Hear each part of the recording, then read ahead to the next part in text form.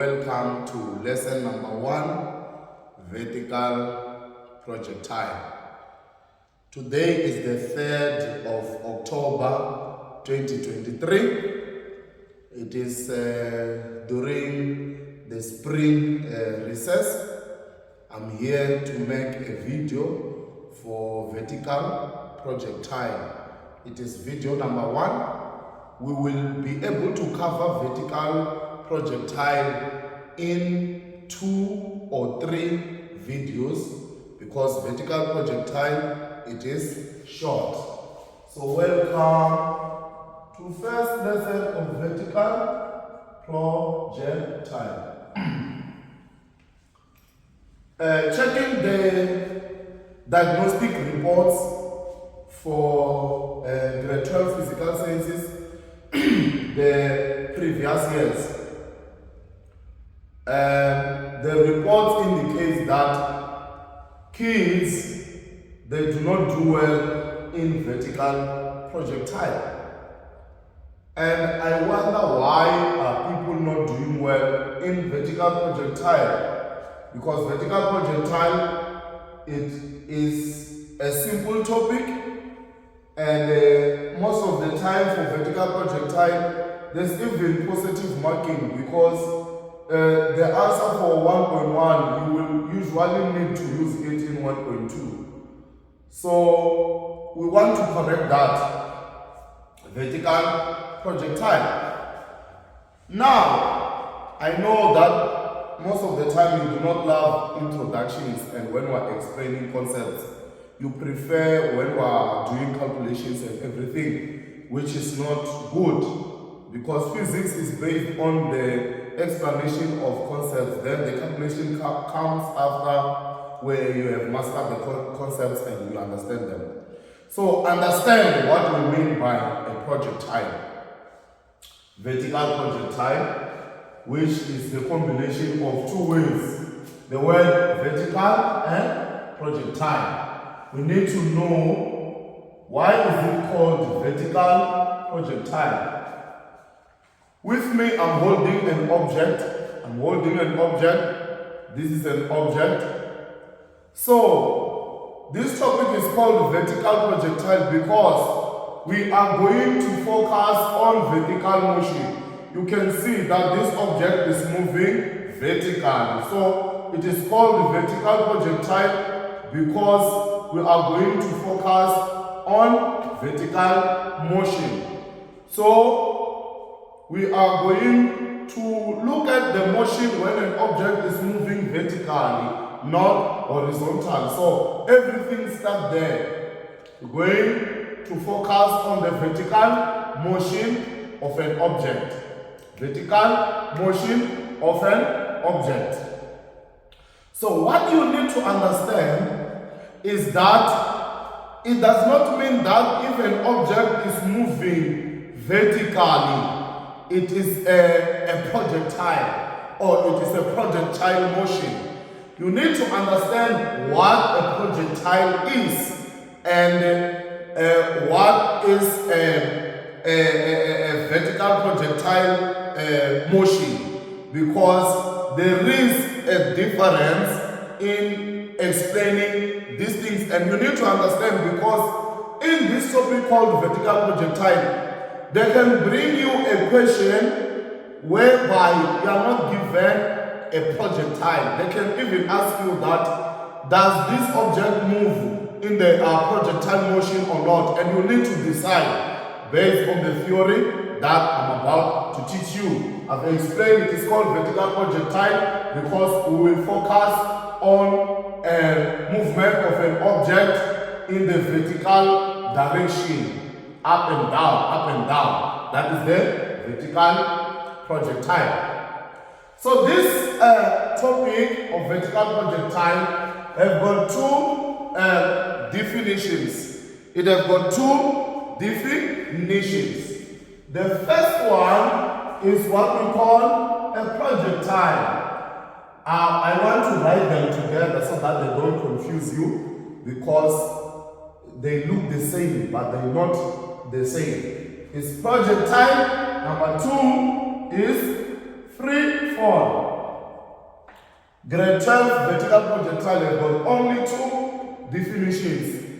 And you know that in physics, in every question, there's always a definition, or you'll have to use a definition to answer something. So we've got two, a projectile and a free fall. So we need to know, and we must be able to differentiate them. What is a projectile? Please stick. Don't assume that because you already know the definition, this is not important. It's important because everything that we'll do, it will be coming from these definitions. Projectile is an object. Projectile is an object, something that is tangible. You see this thing. If it is moving like this, then it is projectile. But note that we don't call it a projectile because it is moving. It is moving like that. We call it a projectile because it's an object that which has been given initial velocity, and it moves under the influence of gravity only. So, whenever we talk about a projectile, we'll be talking about an object. Whenever we talk about a projectile, we'll be talking about an object. So what you need to know is that a projectile is an object. What about free fall? Free fall, the difference between a free fall and a projectile is what? Is that a projectile is an object. Then free fall is a motion. Free fall is a type of motion. It's like a person can fall from a high lifted place. You can fall from a high lifted place. There's a way you can say that motion that you will move by, it is free fall or it will not be free fall, depending on the situation. So free fall is a motion. It's a motion under which the only force acting is the motion under which the only force acting on an object is gravitational force only. Free fall, what is free fall? It's a motion during which the only force acting on an object is gravitational force.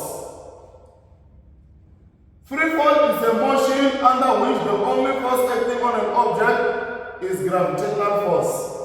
I can even remove this only because I've already said that the only force. Notice that you see this word only. It is very important when it comes to vertical projectile. So you need to be able to differentiate the two statements. The two statements, they've got some sort of same wording. The words that are used in the definition of free fall and the projectile, they are the same. You will see talking about gravity, using the word force, we talk about the word only. Even here we do the same thing, but these things are different.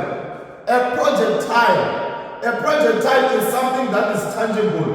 It is an object. A projectile, it is an object which has been given initial velocity and it moves under the influence of gravitational force only. Then free fall. You see this projectile, let me throw it. A projectile going up, coming down.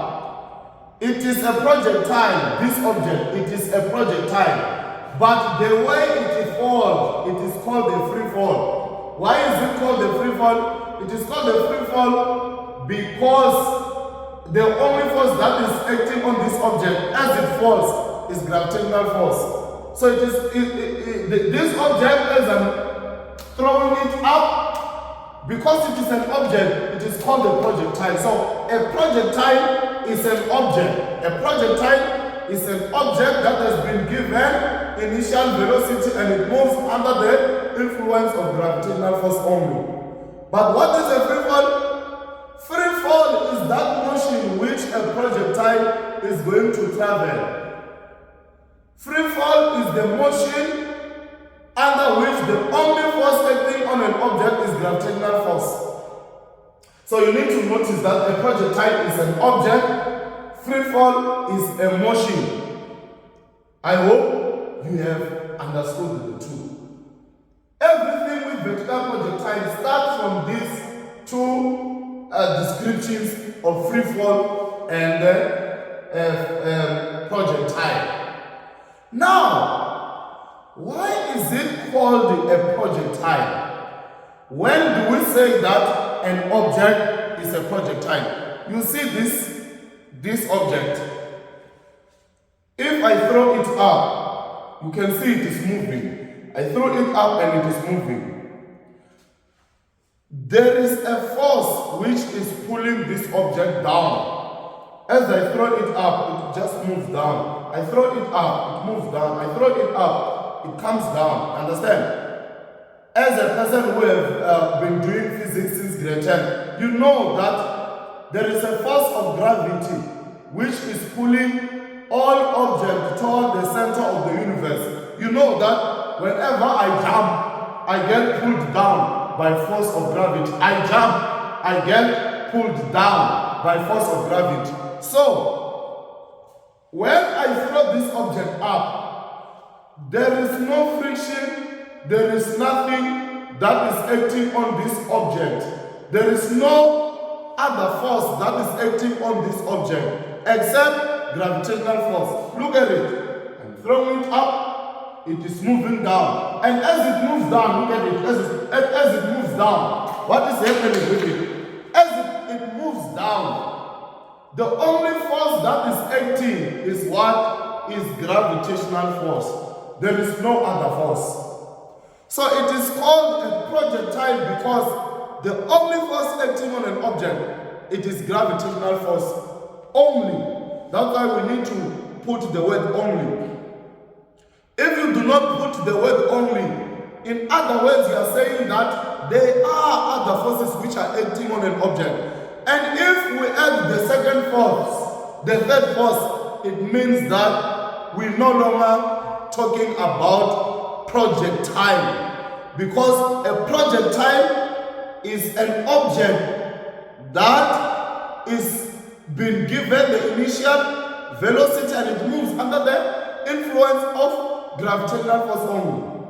So, in vertical projectile, we will be focusing on objects whereby they are moving vertically and the only force that are acting on the object is gravitational force only. You must understand. Okay. Let us talk about what? An aircraft. You know an aircraft, right? We call it an aeroplane. Aeroplane or flying machine. We call it flying machine or aeroplane in the villages. Remember, we're in the villages. That's why we're teaching this physics. Why? We're at Malamlele right now. Malamlele section D. I'm at Malamlele secondary. This recess, it's a recess.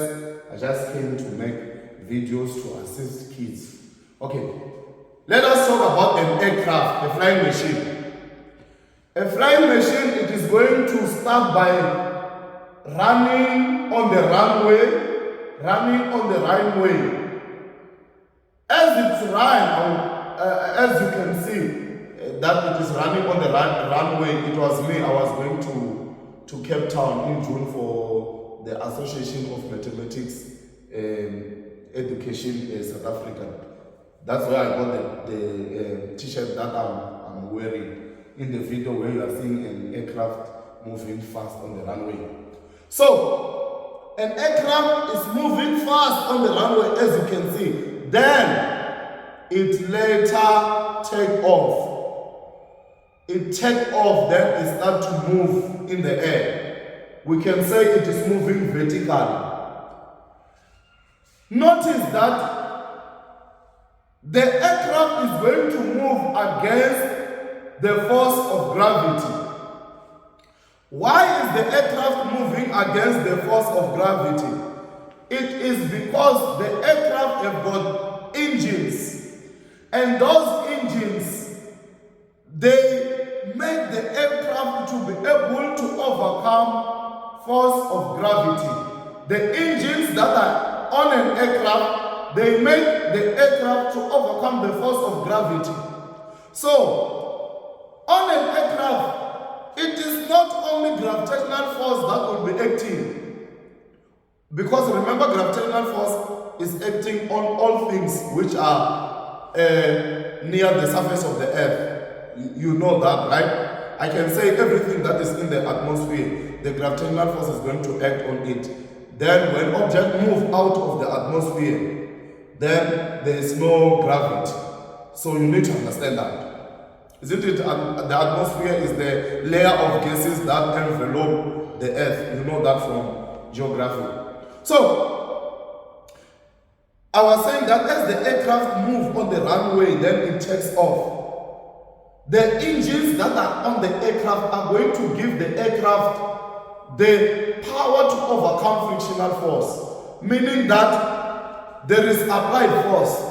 That applied force, it is the one which is propelling the aircraft to move up, and it does not get pulled by the gravitational force. Although the gravitational force will be trying to pull the aircraft down, but because of the power of the horsepowers of the engines of an aircraft, the aircraft is going to float on the air. The aircraft is going to float on the air. Meaning that on the aircraft, the forces that are acting, it is the gravitational force, of course, which is there. But there's also applied force. Applied force is the force which is causing the aircraft to overcome gravity and fly. Meaning that even if an aircraft is moved vertically like this, an aircraft is not a projectile.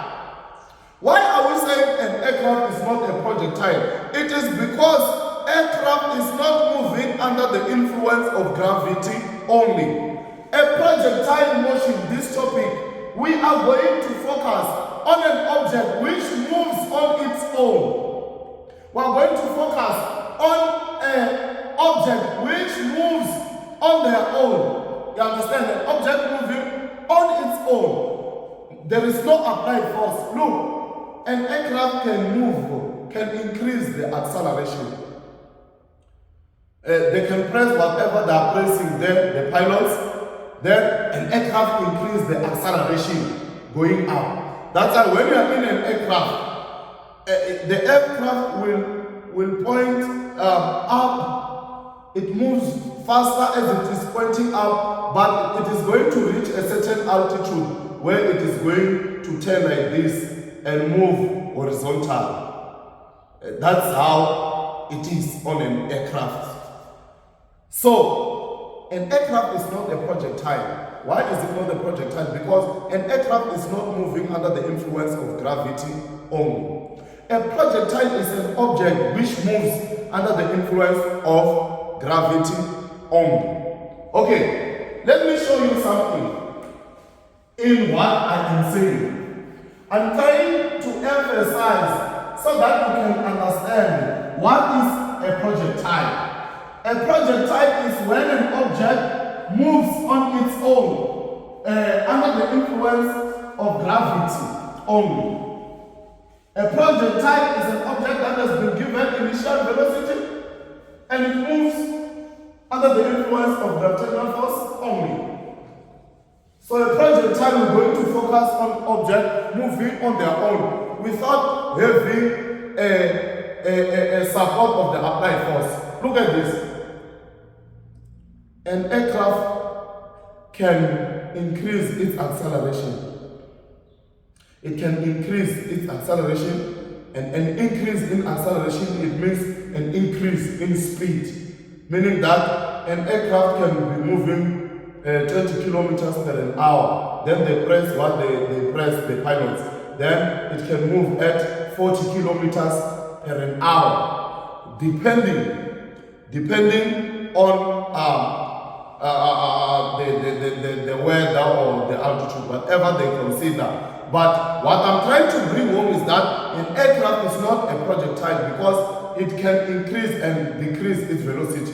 But look, a projectile, look, when this object falls, because there is no way you can press on the object and cause it to move faster. This object is going to, if it happens to move faster, it will move faster on its own. It will be the gravitational force which will cause it to change acceleration. And that comes to what we call gravitational acceleration.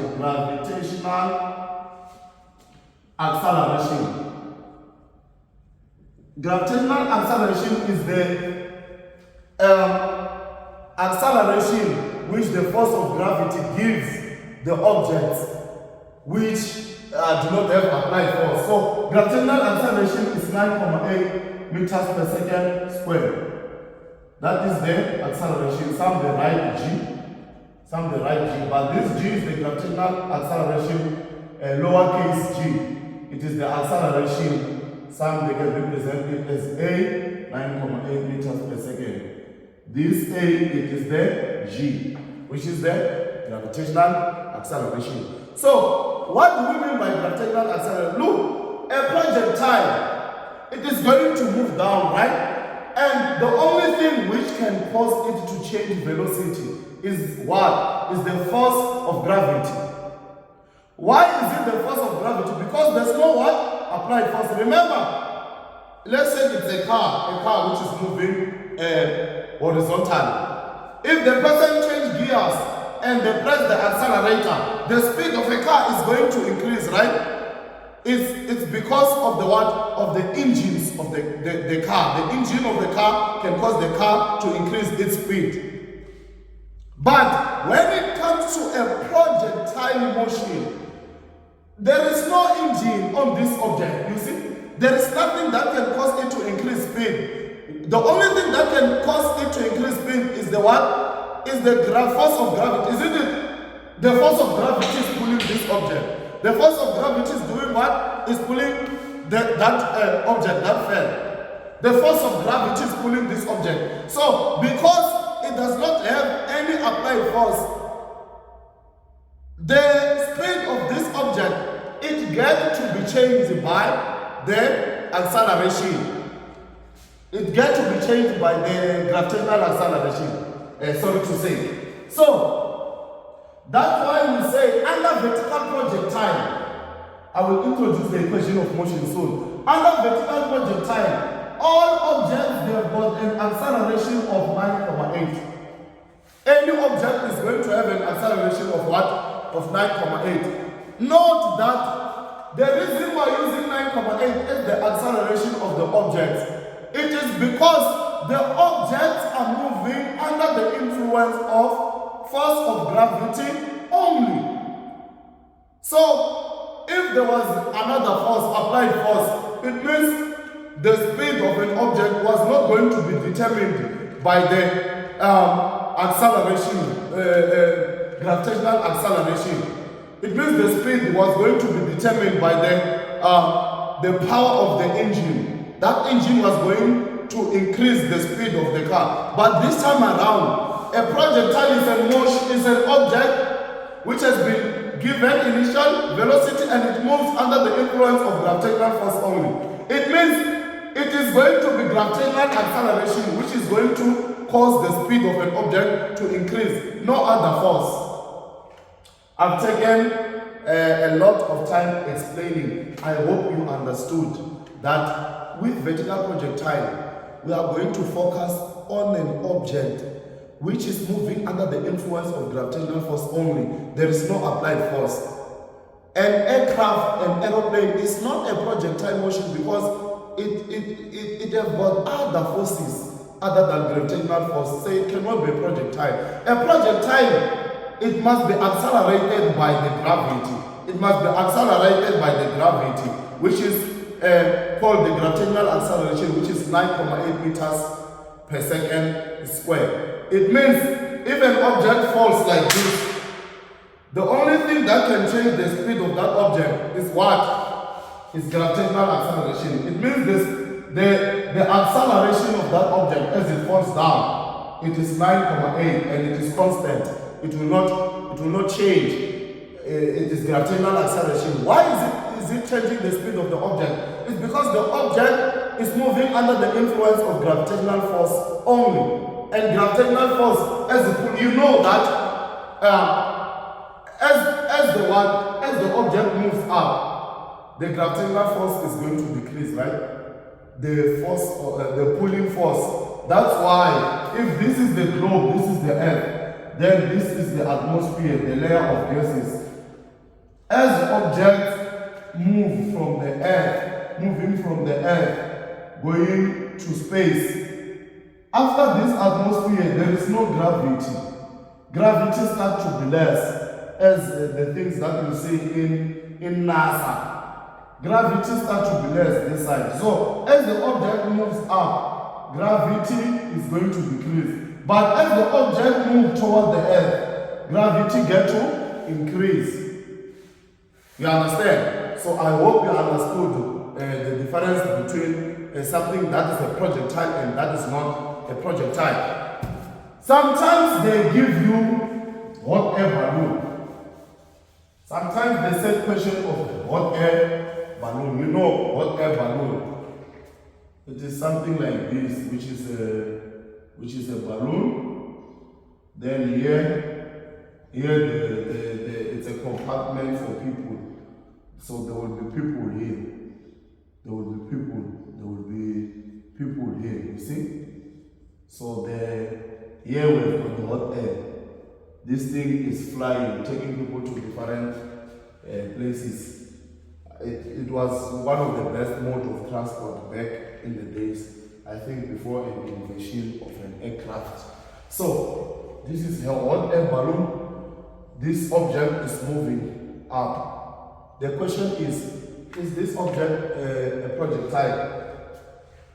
I've tested it there. I hope it appear, the hot air balloon. That is what we call a hot air balloon. Sometimes in vertical projectile, you are asked the questions. Like that. You are asked questions like that. You can see the hot air balloon, right? This is the object that we see in that movie of the Mummy Return. The movie of the Mummy Return. That one of the rock scorpion. So, what causes a hot air balloon to move up and start to carry heavy loads up in the air is because when hot air gets in this balloon, remember hot air rises, right? Then cold air subsides. So as the hot air gets in here, it rises. When it rises, it causes this thing to move up. The question is, on the hot air balloon, is a hot air balloon a projectile motion? Is it a projectile motion? The answer is a big no. Hot air balloon is not a projectile. Why is it not a projectile? Because there is a force. You see, they use air. They use the force of the air to move the hot air balloon up. So this hot air balloon is not moving under the influence of gravity only. It means if the air is strong, the speed of this hot air balloon can also increase, meaning that the speed of the hot air balloon, it will not be increased by the gravitational acceleration. So a hot air balloon is not a projectile motion. So sometimes they will ask you that, is it a projectile motion? No, it's not a projectile motion, because it is not moving under the influence of gravitational force only. There are other forces. There are other forces which causes the hot air balloon to rise up. So a projectile motion is when something is given initial velocity and it moves under the influence of gravity only. Look at it. I gave it initial velocity, then it moves up. I gave it initial velocity, then it moves up. There is no other forces. As it is in the air, there's no other forces. Okay, look at my hand. You see what I'm doing now? I'm lifting this object up. Is it a projectile? It is not a projectile because there is applied force. Can you see? I'm the one who is giving this object a force to move up and down. It is not projectile. But when I throw it like that, I just gave it initial velocity and it is moving on its own under the influence of gravity only. So when I throw it like this, it's a projectile. When I move it like this, it's not a projectile because it is not moving under the influence of force of gravity only. I hope you understood what we mean by a projectile motion. Talking about a hot air balloon, sometimes they will bring a question. They will say that this person, the person throw a stone down. The person throw a stone. Let me say the person dropped. The person dropped the stone. No need to write down. The person dropped a stone. What is happening here? A hot air balloon was moving up. Then a stone happened to be dropped and the stone fell down. The stone, it is going to move under the influence of gravitational force only. But the hot air balloon is not moving under the influence of gravitational force only. The stone is a projectile motion, but the hot air balloon is not a projectile motion. Let us talk about the initial velocity of the stone. Initial velocity of the stone. Initial velocity of the stone. The stone was dropped from a moving hot air balloon. What is its initial velocity? That is Newton's first law. Newton's first law, right? What does Newton's first law say? It says that an object will continue to move or will remain at a state of rest unless an unbalanced force or resultant force acts on an object.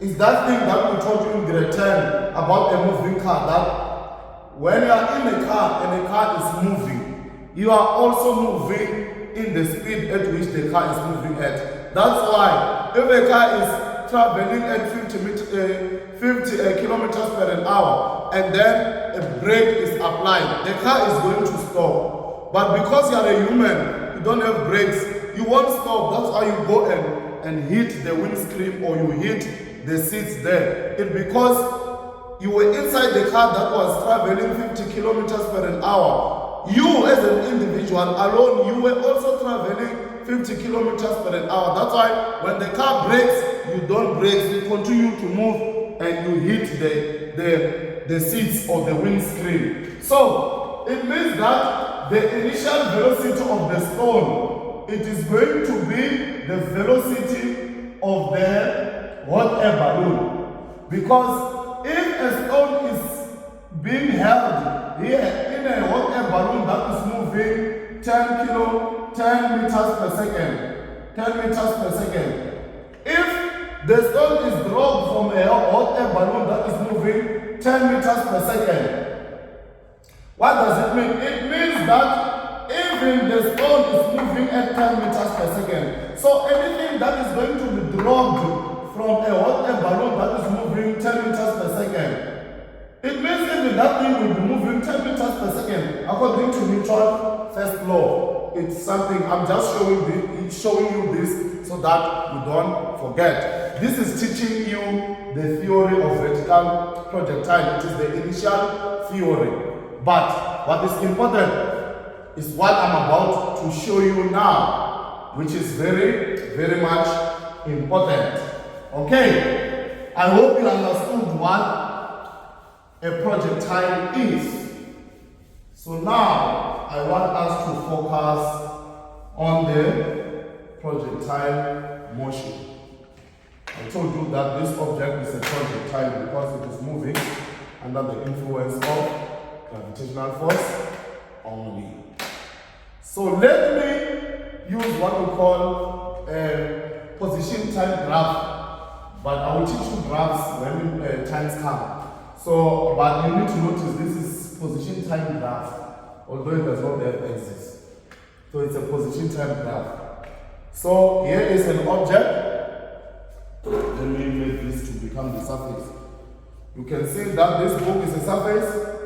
Then I give this object initial velocity. I give it initial velocity, then it moves under the influence of gravitational force only. I just gave it initial velocity, then it moves on its own. So I can represent here is the book, which is the surface.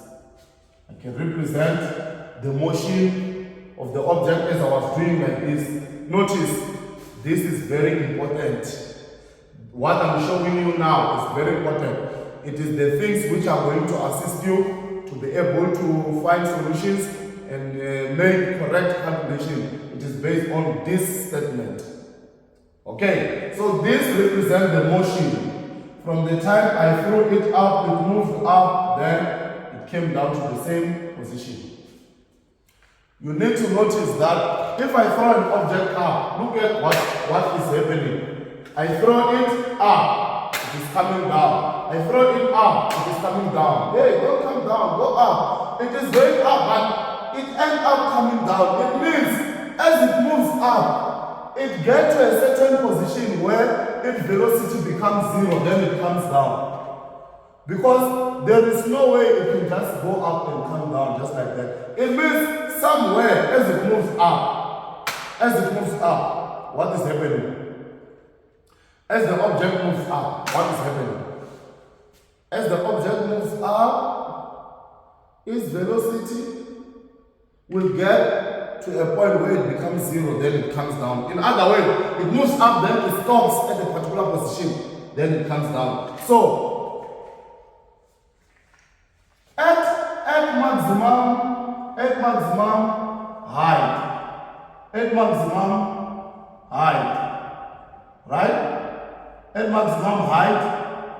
the velocity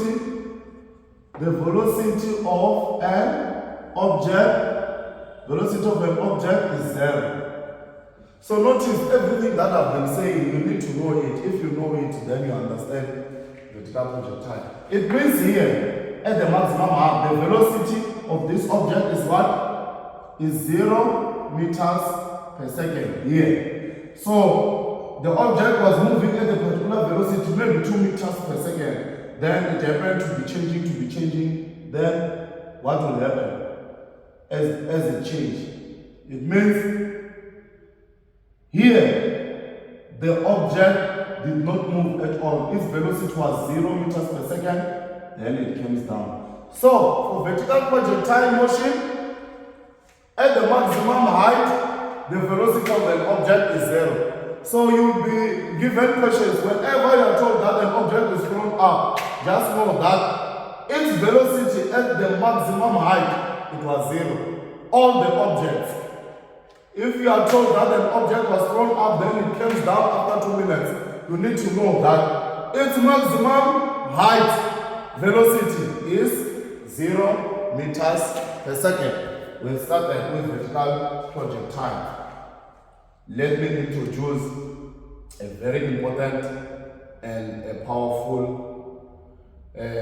statement to you. Okay, let us talk about the velocity. It means when you project an object up, let me write like this. As the object moves up. As the object moves up, its velocity decreases as it moves up. I'm using repeating of same words for the sake of emphasizing, because some of the things that we write do not make sense in terms of English.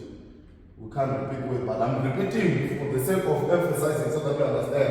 As the object moves up, its velocity decreasing. It means if this object is projected up at 2 meters per second, it will become 2, it becomes 1,9, it becomes 1,6, it becomes 0,5, it becomes 0,4, it becomes 0. You understand? So as the object, if I projected it at 4 meters per second, as it moves down, it will be decreasing, it will become 3, 2, 1, 0,5, 0,2, 0. You understand? As the object is moving up, its velocity is decreasing. So as the object moves up, when we are talking about the projectile, you see this object, if I throw it up, as it traveled going up, its velocity was decreasing until it decreased until it became 0. This is theory, something you need to know in your mind so that when you answer a question, you make this assumption that I'm telling you now as I'm teaching you. So physics, we teach you theory. When you are given a question, you make the assumptions that we are teaching you. That is application, then you get the correct answer. So as the object is moving up, the velocity is decreasing. As the object is moving up, the velocity is decreasing. Then, as the object moves down, the velocity increases. As the object moves down, the velocity does what? It increases. I told you that as the object moves away from the earth, the velocity is going to go up. The force of gravity is going to decrease, right? So it means that when an object is going up, isn't it, as it goes up, it will be pulled down, right? So the force of gravity will do what?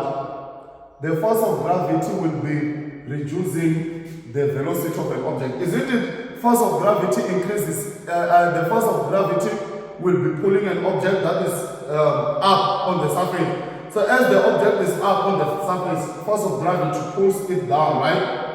And you can see that the force of gravity is opposing the motion of the object. Isn't it, an object is going up, force of gravity is pulling it down. So if something is going forward and you're pulling it back, what will happen to its speed? The speed is going to reduce, right? So that's why I'm saying that as an object is going up, the velocity of the object is going to be reduced, is going to decrease, because the force of gravity is opposing the motion of this object. Then its velocity is decreasing until it becomes 0. But look, when an object is coming down, what is the gravitational force doing? The gravitational force is pulling an object, and it means the gravitational force and the motion of an object, they are moving in the same direction, so the speed will be faster, isn't it? The object is moving down, then the gravitational force is pulling down. So the velocity of that is going to increase. That's why I'm saying that as the object moves down, velocity of the object is going to do what? To increase. So the velocity here at the maximum height is 0. But here, the velocity will be doing what? Velocity increase, velocity increase, velocity increase. The velocity will be increasing. So there are two statements that I just told you. There are three, I think. At maximum height, velocity of an object, of a projectile, is 0. As the object is moving up, velocity decrease. As the object is moving down, velocity increase. And I've explained to you why is the velocity increasing or decreasing. So now I want to explain the symmetry. The symmetry. There is a symmetry on this thing. I can call it symmetry. Let me explain to you what is happening. Let me explain to you what is happening. Okay, let me remove this. I hope you are understanding. If I lost you somehow, drop a comment then I'll be able to talk to you. You can search me even on Facebook. On Facebook, Bilabutomi. Then you can inbox me. And if I have a moment, I will just explain to you. Thank you. So now I want to explain. You see that this object moves from this point A, point B, point C. Right? The object moves from point A and comes to point C. And you can see that it moved from this surface and it came to the same position. Right? If this height is 10, is how much? 20 meters. If this position is 20 meters, for example, it means the object moved from 0 meter to travel 20 meters, and it came down by traveling 20 meters again. So it came back to the same position. So what is happening? Listen carefully here. This is the core of vertical projectile. This is the core of vertical projectile. If this object was projected at 10 meters per second, right? As I told you that as it moves up, it will be decreasing, right?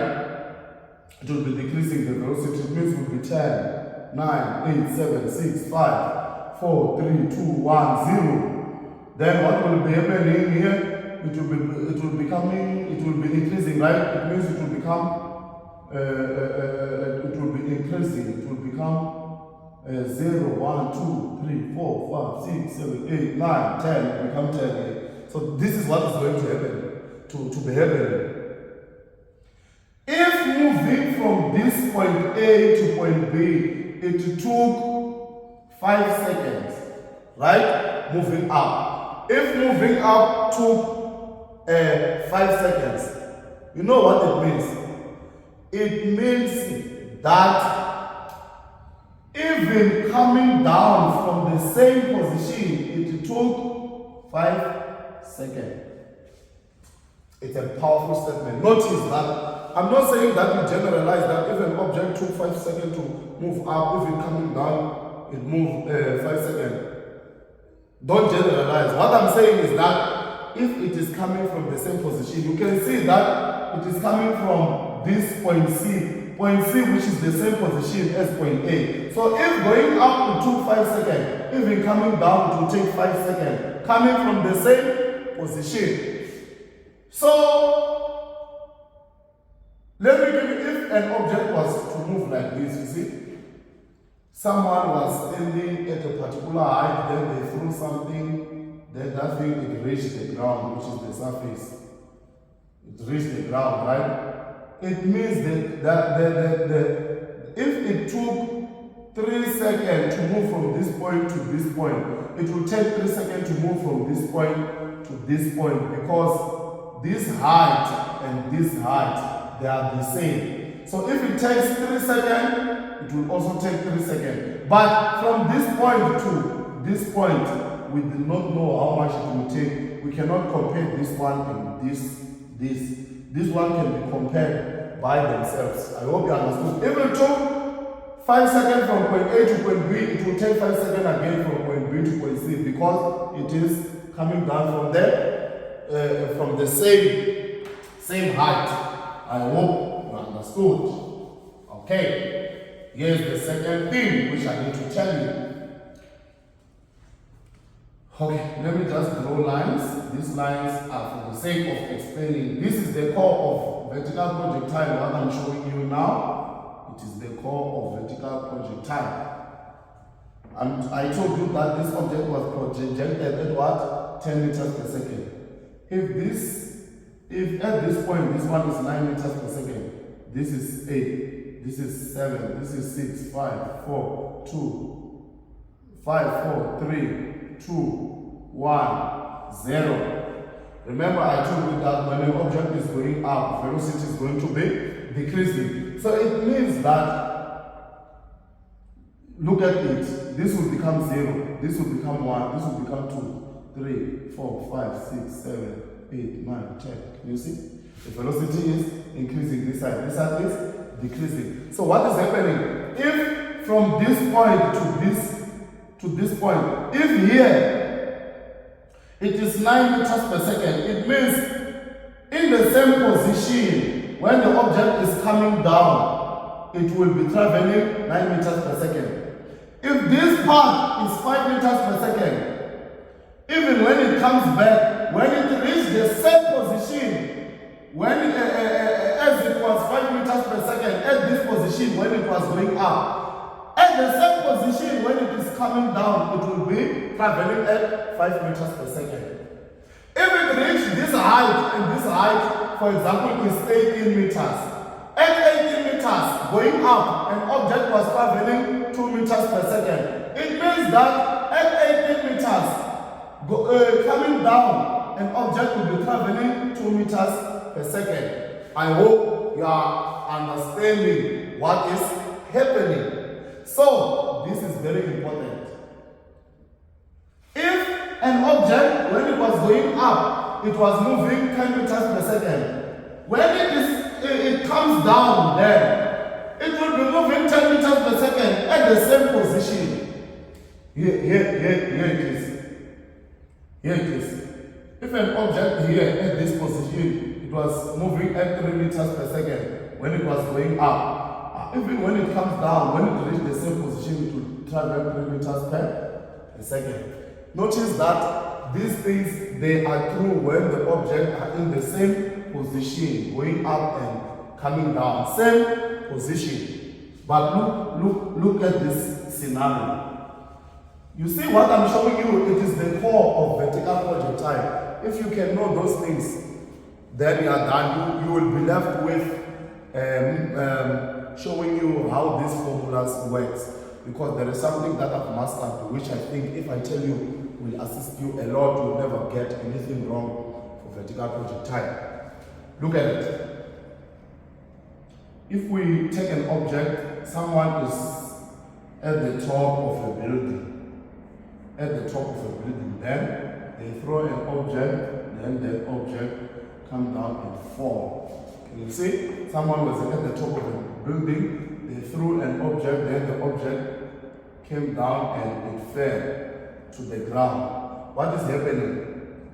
If this object was projected up at 5 meters per second, it means that when it came back to the same position, it was what? 5 meters per second. You can see it is coming back where it started at the same position. So if somewhere here it is 3 meters per second, it means even when it is coming down, it is 3 meters per second. But let us talk about here. You know that the velocity that is here will be more than 5. Why am I saying it will be more than 5? Is because as the object moves down, the velocity increases. The velocity that is here will be less than the velocity that is here. The velocity that is here will be higher than all the velocities that are here and here and here. You know that when an object is moving down, velocity does what? Increases. So we know that as the object moves up here, the velocity that will be here as the object is moving up, it will be less than 5, because we know that as an object is moving up, velocity is going to be decreasing. So I was showing you that when that object comes back to the same position here, if it was projected at 5 meters per second and it comes back at the same position, here, it means even here at this point it will be 5 meters per second. But starting from this point going down, we don't know. We cannot compare this and this. We don't know. Maybe we'll have to make calculations to get the velocity that is from after this 5, from this point, and any other point. I hope you understand what is happening. You see what I've explained to you. It is the key to understanding vertical projectile. Let us recap. At the maximum height, velocity is 0 per second, 0 meters per second. They love tricking you when they ask you quiz in multiple choice. They will say at maximum height, the acceleration is what? You need to know, don't confuse acceleration and velocity. I'm saying at maximum height, the velocity is 0 meters per second, not acceleration. 0 meters per second. At maximum height, when the object is moving up, velocity decrease while recapping. When an object is moving down, velocity increase. Right? If at this point an object was moving at 20 meters per second, when it was going up, when it reached the same position, when it is coming down, it will travel 20 meters per second. That is what is going to happen. So I think those are the things. Let me just show you one last important thing. Let us talk about gravitational acceleration. Gravitational acceleration, magnitude and direction. Let's talk about magnitude and direction. For what? For gravitational acceleration. Gravitational acceleration. So the magnitude of gravitational acceleration, the magnitude, guys, we're talking about the size. What is the gravitational acceleration size? It is 9.8 meters per second squared. Then the direction is downwards. It's downwards. Someone will say, what about when we take downwards as positive and we take this one as negative? What? No. Gravitational acceleration will always be downwards all the time. It doesn't matter whether you take what as what, but gravity will always be acting downwards unless you are told which direction to use in your question. Okay, so why are we saying gravitational acceleration is downwards? Look at it. Gravitational acceleration, remember I told you that gravitational acceleration is when the force of gravity is causing an object to do what? To accelerate. Gravitational acceleration is when the force of gravity is causing an object to accelerate because it is the only force that is acting on the object from the definition of projectile. So gravitational acceleration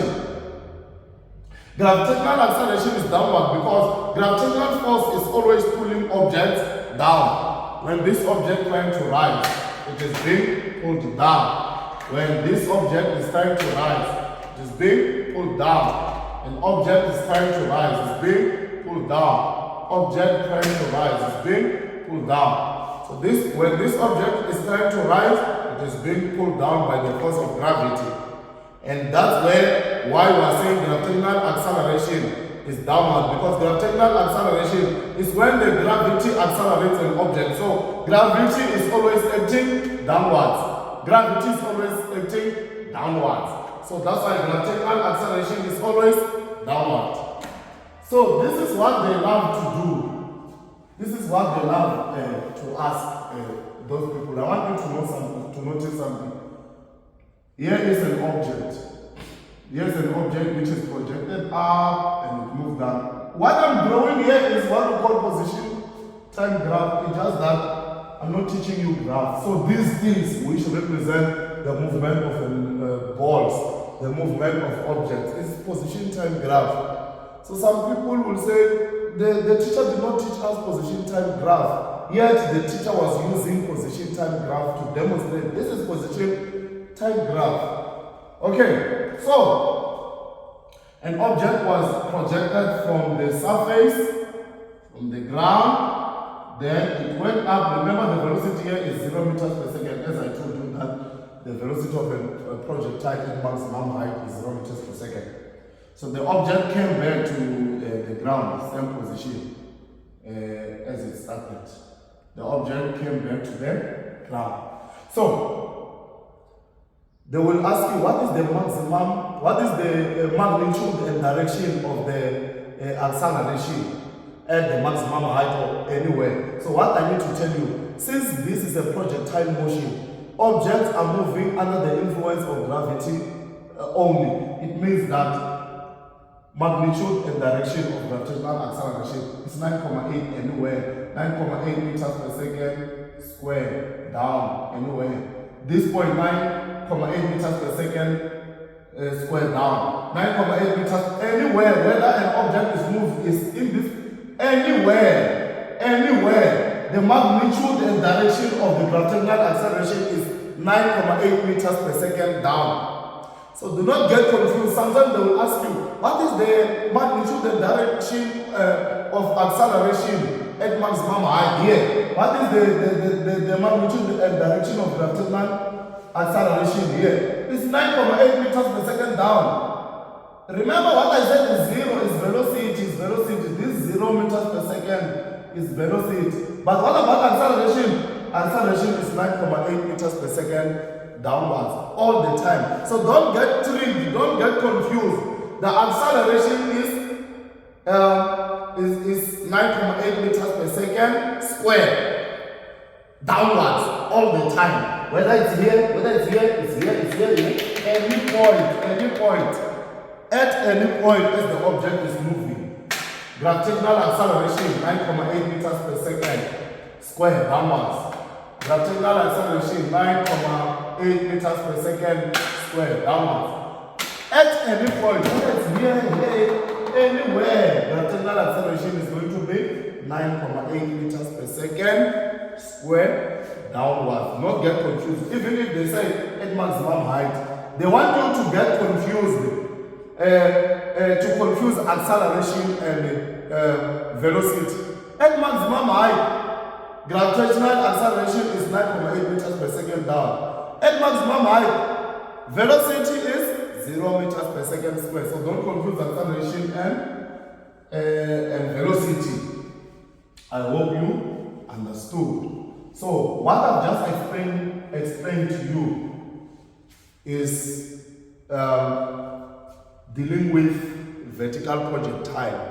If you can know the words that I've just explained to you, the things that I've been saying to you, it means that you understand vertical projectile, because that is the core, that is the main thing about understanding vertical projectile. If you understood that, then you are done and you are ready.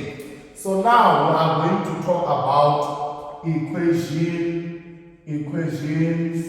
of motion. Equation of motions. We are going to talk about equations of motion. These equations of motion is only 4 equations. And what you need to notice is that in the formula sheet for grade 12, we do not have the vertical equation of motion formulas. We are not given. We are given the horizontal one. It means when it is written delta x, you need to change by writing delta y. You need to be careful about that. So the first equation of motion, number 1, it is Vf, which is equal to Vi plus acceleration, change in time. And we substitute that thing by g, because the acceleration here will always be 9.8 meters per second square. And if you are using this equation of motion horizontally, the acceleration will not be 9.8, because, for example, you will be talking about a car, you will be talking about something else that is moving horizontally. That particular object will not be moving under the influence of gravitational force only. So you can't say the acceleration is 9.8. The only time when the acceleration becomes 9.8 is when the only force acting on an object is gravitational force, meaning that what will cause an object to change its speed or its velocity, it will become force of gravity, which is the gravitational acceleration, 9.8 meters per second square. Okay, I know you know the formulas. I want to teach vertical projectile using this formula, explaining to you that why do we choose this formula for this particular question. So don't skip this part of the formulas, because I want to explain to you how these formulas work. Vf squared is equals to Vi squared plus 2a, change in y. I must remove the a. Then number 2, number 3, formula number 3, delta y, which is equals to initial velocity multiplied by change in time plus half rotational acceleration change in time squared. The fourth formula is the displacement, which is initial velocity plus final velocity, all divided by 2. All divided by 2. I hope you understood. I want to explain those formulas.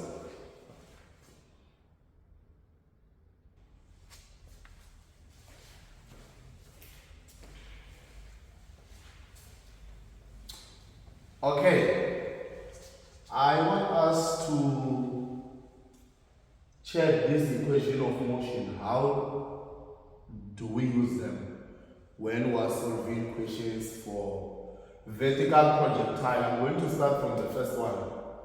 This is the most important things, right? I've found a way which I think will be very useful in making you learners to understand, because you'll find that when you are given initial velocity, you have used it wrong, you have substituted it where you were not supposed to substitute it.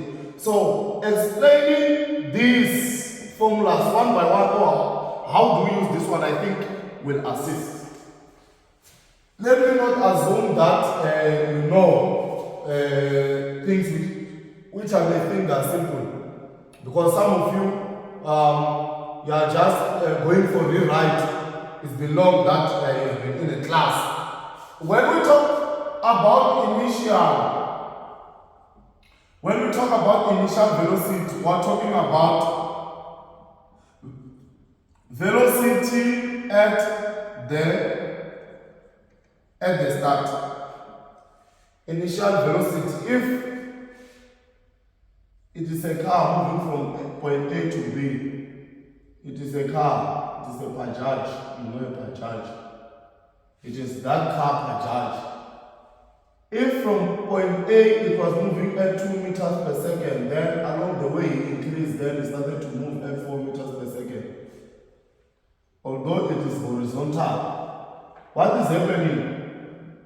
The velocity at the start of A, it is 2 meters, so it means VI is 2 meters per second. You understand?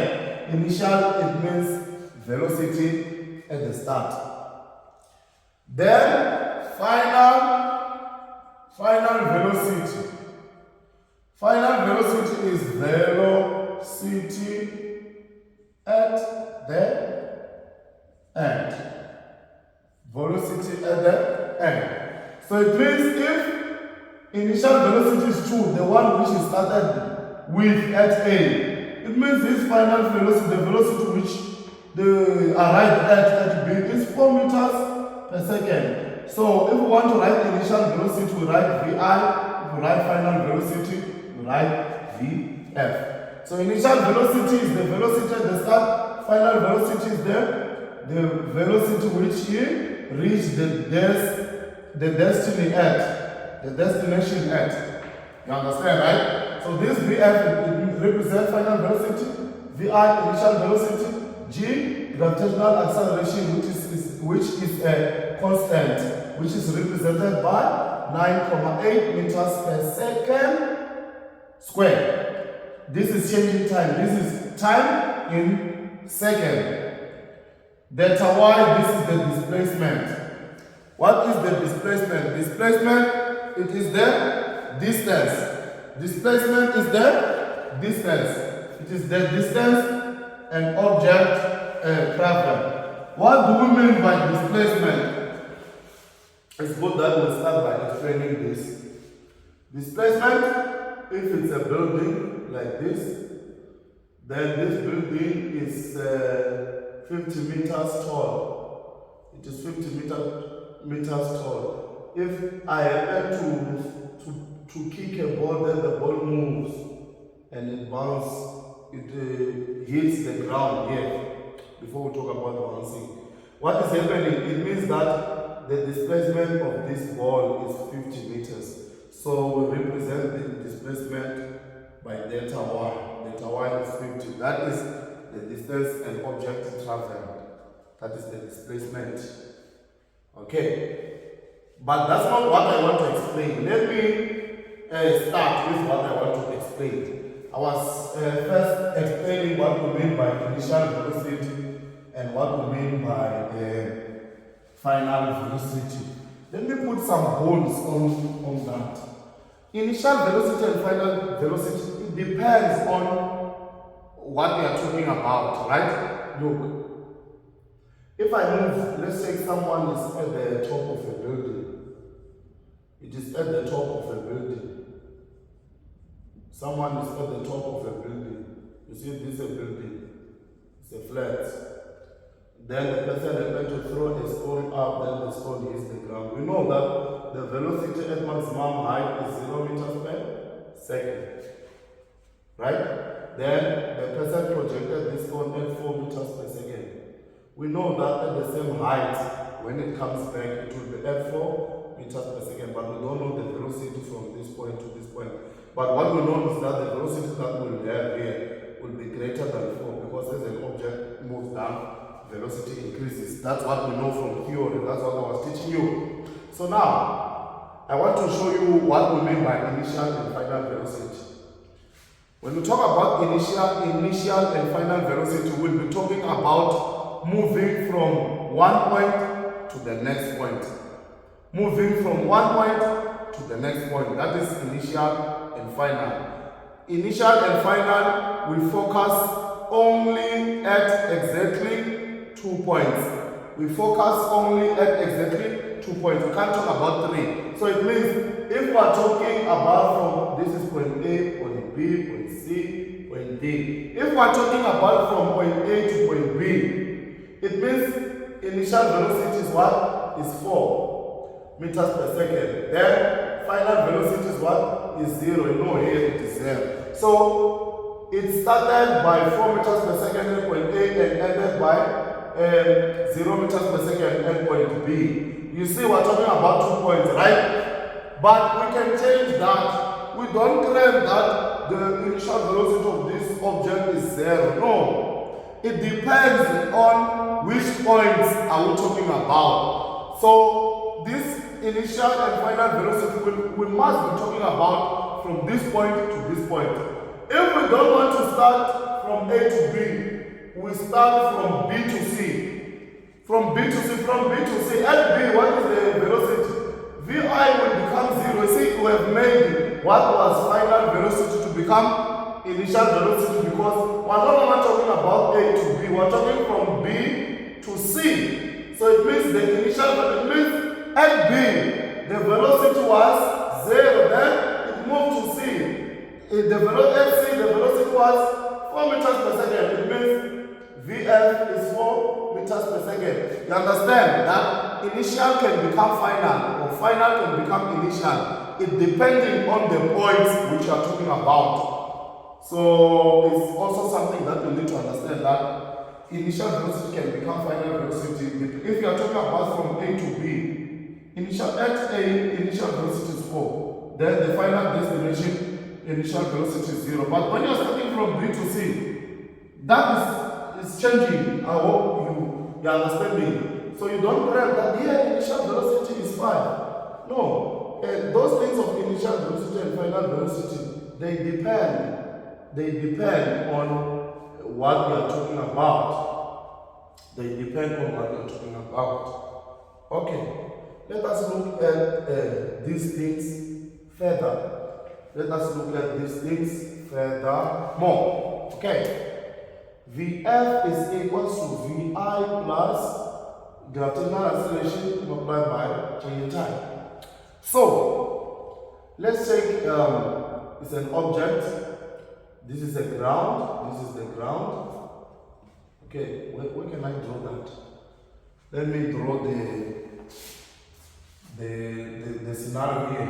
Ground. This is the ground. This is the ground, and an object was projected up. Someone was standing and projected an object up, right? And for this object to go up, it took 4 seconds. 4 seconds, right? It took 4 seconds. I want to show you something. Going up, it took 4 seconds. Let's say we want to use this formula. How do we use this formula? We want to calculate the initial velocity. Isn't it? We do not know the initial velocity here. We don't know the velocity at which this object was projected at to go up. So we want to calculate the initial velocity. Notice that in order for us to find the initial velocity of the object, we need the final velocity and the time. We need the final velocity and the time. Gravitational acceleration is not going to do what? It's not going to change. Okay. So if we want to know the initial velocity of that one, we know the final velocity. The final velocity of this object is 0. So we're going to have 0 is equals to VI plus gravitational acceleration 9.8, change in time 4 seconds, meaning that our initial velocity is going to be 9.8 multiplied by 4, which is a value. I don't have a calculator. So it means our answer is going to be 9.8 multiplied by 4 meters per second. Understand, right? Okay. That was just starting the ground. What I want to show you about this formula is this. If we want to calculate this time, you see this time, if we want to calculate the time, if we want to calculate the time from this position, from point A to point B, you see we're calculating the time from what? From point A to point B. What is it that we need? We will need the velocity that was traveled from point A to point B. Most common mistakes that learners make is that you can use a velocity that was traveled from point B to point C to try to calculate a time that was traveled from point A to B. So, what I'm trying to show you is that if you have initial velocity and final velocity, this initial velocity and final velocity will give you what happened between them. You understand? They will never give you information that is outside them. So if you have this initial velocity and this final velocity, they can only give you information that is between them. You understand? No. If you have this initial velocity and this final velocity, they will give you information that happened between them. They will give you information that is in between. It means they can give you time between this point and this point. Why is it giving you time between this point and this point only? It's because you are using this initial velocity and this final velocity. They will give you time. They will give you time that is what? Between. So I know that you learners, sometimes you are able to use this velocity and this velocity to calculate the time which an object traveled from this point A to point C. And at this point and this point cannot give you that, although we may have other methods which you may try to manipulate. But the initial velocity, this initial velocity and this velocity, they will only give you the displacement between them, the time between them. You understand? You cannot get more. I have started to explain the formulas to you. I know the statement that I'm saying, you may not have mastered it. All I want is for you to master this statement that I am saying. I want you to master this statement that I am saying. Okay, look at this. If we have this, Ne? If we have a time that was traveled from this position to this is 6 seconds. This second, we can only use it to calculate the initial velocity or the final velocity, that is here. This 6 seconds can never be able to assist us, cannot be able to assist us. Let's say this is point A, point B, point C. You see, this is 6 seconds. It is the time an object travels from point A to B. It will only give us information that has got something to do with moving from A to B. This 6 seconds, since it is the time that was traveled from point A to B, it cannot give us any information from A to C because that time it does not exist at C. You understand? So the mistakes that you make as learners, you want to use the time from point A to B to try to calculate displacement from point A to C. There is no way. This 6 seconds, which is from point A to B, will only assist you in calculating information between point A to B. I'm not sure if you are understanding. Look, this time can give you initial velocity from point A to B because this time is between A to B. It can give you final velocity from what? From point A to B because this time, the time that was traversed from point A to B, this 6 seconds can give you the displacement from A to B only. It cannot give you information from A to C because this 6 seconds, the time between A to B, I hope you understand it. So sometimes you get to use the information from A to B to try to get information up to C. You understand? This 6 seconds will never give you ability to calculate the velocity from the final velocity to C. Because this 6 seconds, it is not there. I hope you are understanding what I'm trying to explain. This is the core. If you can understand what I'm saying, although it's difficult to say because I don't have enough words to put it in a way that people will understand, especially on the video, but I hope you are understanding. Okay, let me give you another example. Look at this. This is number C. This is 50. This is 50 meters. You see this 50 meters?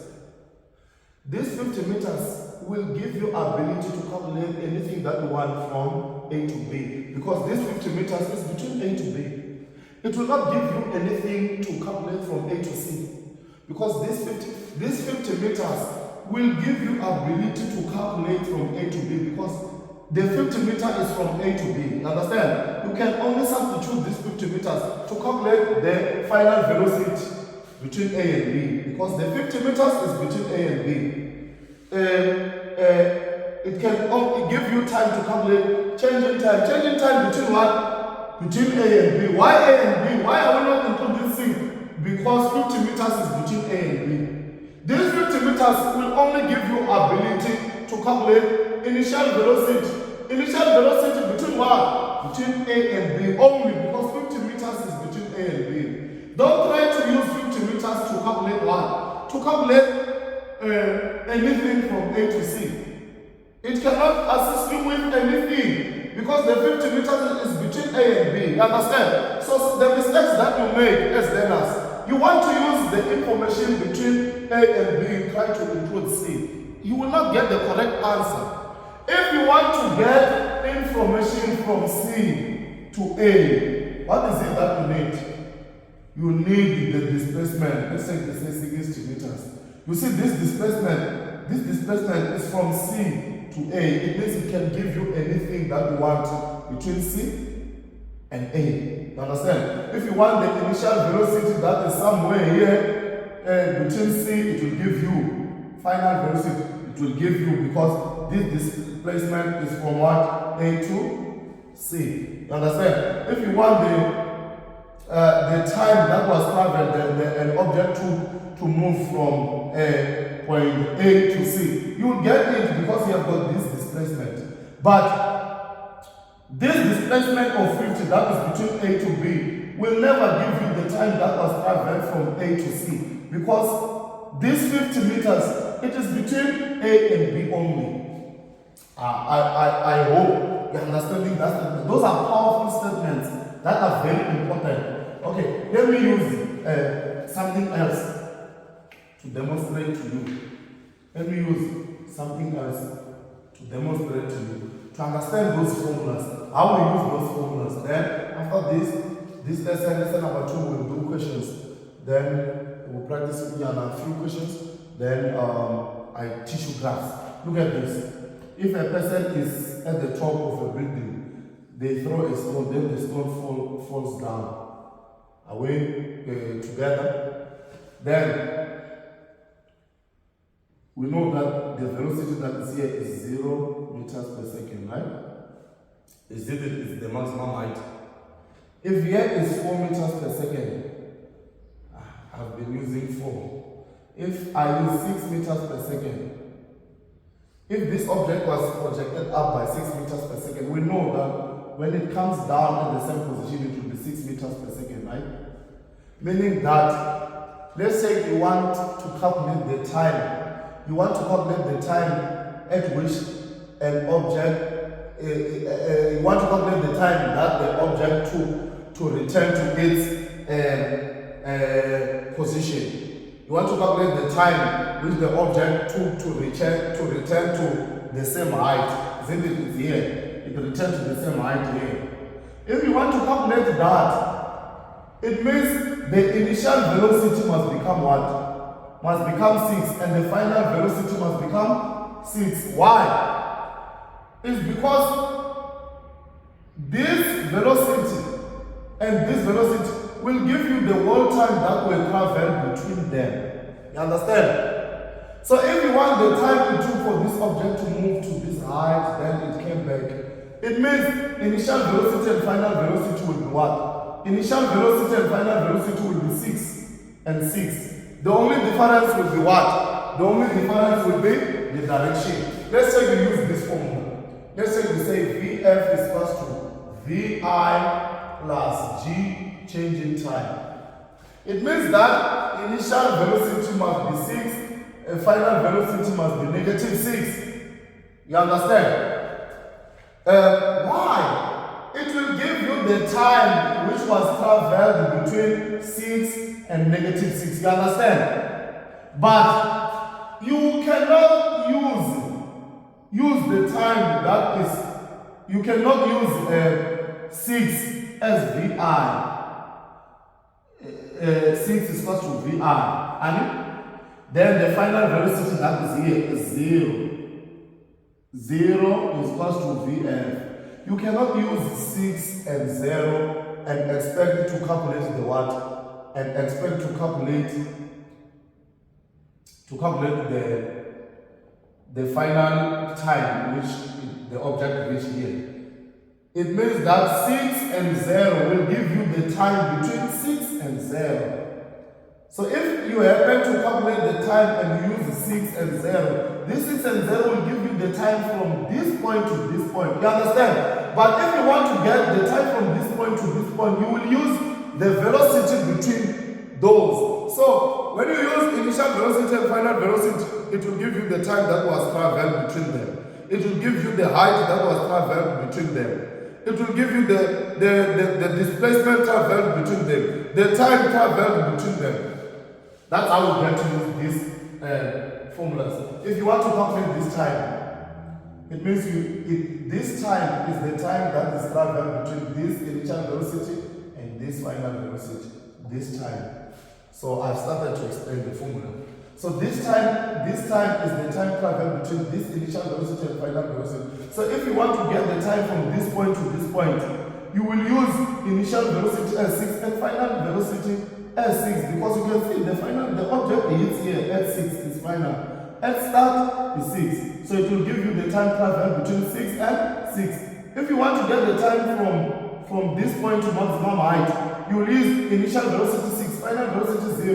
It will give you the time traveled between 0 and 6 velocity. You understand what is happening? If you want to get this height, if you want to get the height from this point to this point, you will use which initial velocity and final velocity? You will use 6 and 0, it will give you the distance between them. It will give you the time between them. And the statement that I've just given you now, that's very powerful. The statement that I've just given you now, that's very powerful. If you can take charge and make them useful, I'm telling you. Okay, let me take another formula and I write it to you and I explain to you. There is this formula we say Vf squared is equals to Vi squared plus 2 changing y.